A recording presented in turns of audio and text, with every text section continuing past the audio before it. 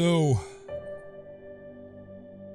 how does one begin to remain optimistic in the face of so much shit hitting the fan, right? There is so much reason for fatalistic doom and gloom these days. It feels like if it bleeds, it leads. It feels like our frontal cortex is being hijacked by this constant stream of anxiety and fear and fatalism, and the collapse of civilization just feels imminent. And this is an existential bummer like no other, to feel the weight of the world on your shoulders, each of us being sort of intravenously fed social media, frenetically parsed social news, like information, drowning in an impossible array of vitriol and negativity. It is no wonder why so many of us are suffering, are agitated. It is no wonder why depression and anxiety is running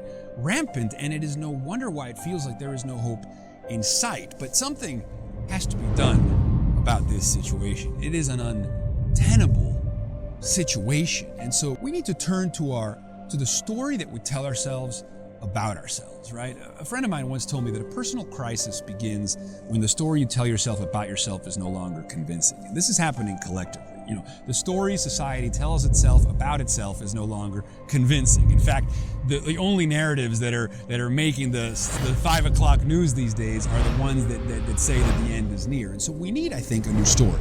We need a story about human resilience. We need a story about human possibility. We need a story about human imagination, what Stephen Johnson refers to as the adjacent possible. He wrote about this in his book, Where Good Ideas Come From. He said the adjacent possible is like a shadow from the future that hovers over the present and provides a map of all the ways in which the present can reinvent itself. So what we need is to probe the perimeters of possibility.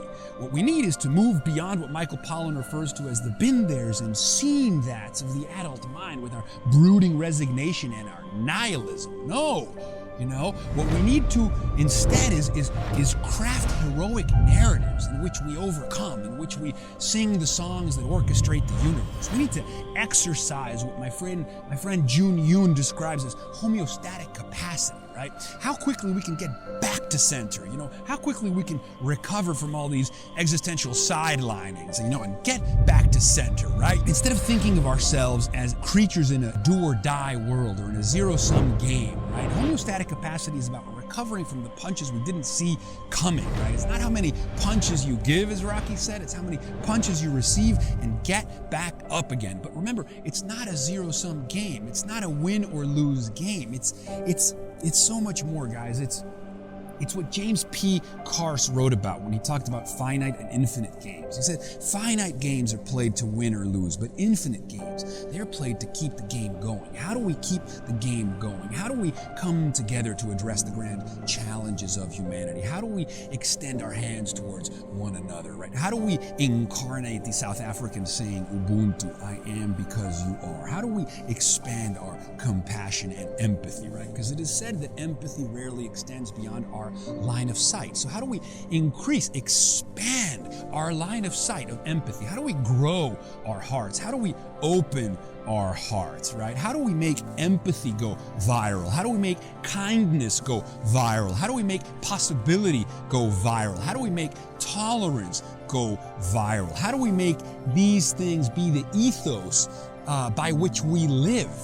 Right? How do we turn our passing illuminations into abiding light, as that wonderful quote talks about? And so that's what is needed. Some kind of scaled, globalized version of the astronaut overview effect. You know, when astronauts go to space, they see the Earth from space. They have a massive reshifting in who they are from that change in perspective. And then they're more compassionate, empathetic, and they want to make a more meaningful contribution in the world. So we all need to be like the astronauts. We all need to see the big picture. We all need to go into orbit. We all need an ontological awakening. We all need a forceful reckoning with what is. We all need to contemplate space and time on a scale just shy of the infinite. We need to go beyond ourselves, beyond our tribe, beyond our ethnicity, beyond our skin color, beyond our religion, beyond all the bullshit and instead see the big picture, the pale blue dot.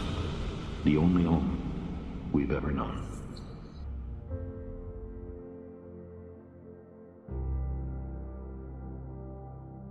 So, do we have it in us to meet this moment, to rise to the occasion, to drop into our training, to show up, to grow up, get to work?